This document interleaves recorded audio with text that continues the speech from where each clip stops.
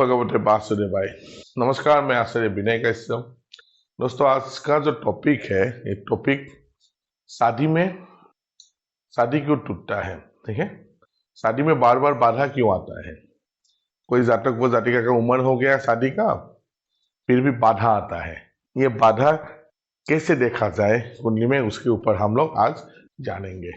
जो आज का जो टॉपिक होगा वो होगा ऑब्स्टेकल इन मैरिज। ये कैसे देखा जाए उसके बारे में हमें जानना है। देखिए, इसके लिए हमें मेनली बाधक प्लेनेट चाहिए।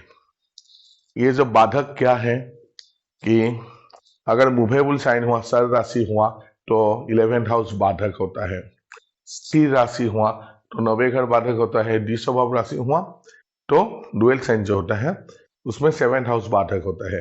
बाधक कैसे इसमें इन्फ्लुएंस करता है बार बार शादी तोड़ने के लिए, उसके बारे में हमें जानना होगा। तो हमें क्या जानना होगा कि बाधक ग्रह चाहिए। ग्रह तो जो मूवेबल होगा, स्थिर, जो सर राशि होगा, सर के लिए 11th लॉर्ड जो है वो बाधक होगा। ठीक है, और 6 जो है स्थिर के लिए 9th लॉर्ड जो होगा वो बाधक होगा। ये कैसे अप्लाई करता है उसके बारे में हम जानेंगे। और जो द्विस्वभाव होता है, द्विस्वभाव के लिए 7 लॉर्ड है वो बाधक होता है। ठीक है, आइए लग्न कुंडली में हम चलते हैं।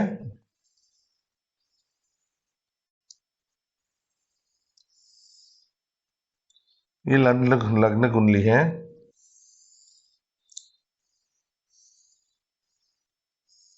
जिसे D1 लग्न कुंडली। लग्न क्या है? जातक की जन्म के समय पूर्व सिटीज में जो राशि उदित होता है उसे लग्न कहते हैं। वो लग्न ही निर्धारित करते हैं कि कौन सा भाव किसे दिया जाए। ठीक है, यहाँ पर शादी के लिए क्या भाव है? लग्न और 7th हाउस, ये बहुत इंपॉर्टेंट भाव होता है। ठीक है, और यहाँ पर शादी कौन तोड़ता है? देखिए, कोई भी भाव को उससे जो 12वीं भाव है वो हमेशा इन्फ्लुएंस करता है, वो हमेशा उसे परेशानी में डालता है। 7 का जो 12वीं भाव क्या होगा वो 6th हाउस होगा। 6th हाउस होगा, तो इसलिए हमें 6th लॉर्ड को भी चाहिए। 6th लॉर्ड ये भी बहुत इंपॉर्टेंट हो जाता है। तो यहाँ पर हमें क्या क्या चाहिए समझिएगा। सर्वाष्टक वर्ग में लग्न में अगर 28 से कम बिंदु हो और 7th हाउस से भी 28 में अगर कम बिंदु हो, लग्न जहां पर भी बैठा है, सपोज लग्न 4th हाउस पर है, लग्न लॉर्ड LL, उसमें अगर 28 से कम बिंदु हो और 7 लॉर्ड जहां पर बैठा हो, सपोज 7 लॉर्ड 11th हाउस में बैठा है, 7th लॉर्ड यहाँ पर भी अगर 28 से कम हो तो ये क्राइटेरिया दिखाता है कि जातक की जब भी शादी होगा कुछ ना कुछ परेशानी आएगा। और हमें क्या देखना होगा? D9 कुंडली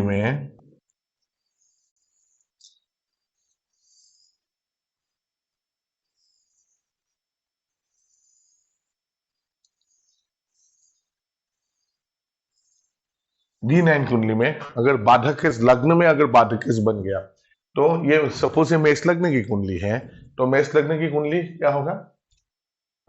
11 जो लॉर्ड होगा वो बाधक होगा। यहाँ पर 11 लॉर्ड कौन हुआ? 11 लॉर्ड यहाँ पर शनि देवता हुआ। शनि देवता अगर D9 कुंडली में नवांश कुंडली हुआ, D9 कुंडली में अगर लग्न में हो शनि, तो ये बाधक लग्न में है तो ये क्राइटेरिया फुलफिल हो जाता है। फिर हमें लग्न कुंडली में देखना है कि लग्न कुंडली में जो 6th लॉर्ड है, 6th लॉर्ड की दृष्टि हमें कहां पर देखना होगा? सपोज 6th लॉर्ड जो है बुध देवता की दृष्टि सेवन लॉर्ड जहां पर बैठा है उसके ऊपर है, या सेवन लॉर्ड के साथ यूटी में है, यूटी में है। ठीक है, लग्न कुंडली में सेवन लॉर्ड को हमें देना है, लग्न लॉर्ड को लेना है। इन दोनों भाव में 28 से कम बिंदु होना अगर होगा, और लग्न लॉर्ड जहां पर बैठा है उस राशि भाव में अगर कम बिंदु होता है 28 से, और लग्न लॉर्ड जहां पर बैठा है वहां पर अगर लग्न में वहां पर अगर 28 से कम बिंदु हो, और हमें 7 हाउस का 12 हाउस 6 हाउस होगा, जो 6 हाउस है उस घर को बिगाड़ता है, तो 6 लॉर्ड को हमें चाहिए 6 लॉर्ड की दृष्टि हो 7 लॉर्ड के ऊपर, या 7 लॉर्ड का साथ यूटी में हो, और साथ ही साथ नवांश कुंडली में बाधकेश, जो भी लग्न का जो बाधकेश होगा, बाधकेश अगर नवांश कुंडली में D9 कुंडली में लग्न में हो, D9 कुंडली की लग्न में हो, तो ऐसे सिलसिले में जातक का जो शादी बार बार टूटता है। कोई कारण नहीं होता है कि सब कुछ रेडी हो गया, सब कुछ हो गया, लेकिन शादी बार बार टूटेगा। ठीक है, इसे ठीक करने का उपाय है, थोड़ा इसका रिमेडियल पर्पस अलग होता है, वो हम किसी दिन बात करेंगे। ये क्यों होता है इसके लिए आज हमने जाना। इसके लिए हमें क्या क्या चाहिए सर? बाधक ग्रह चाहिए, ठीक है, 6 लॉर्ड चाहिए, फर्स्ट लग्न प्लस लग्न लॉर्ड,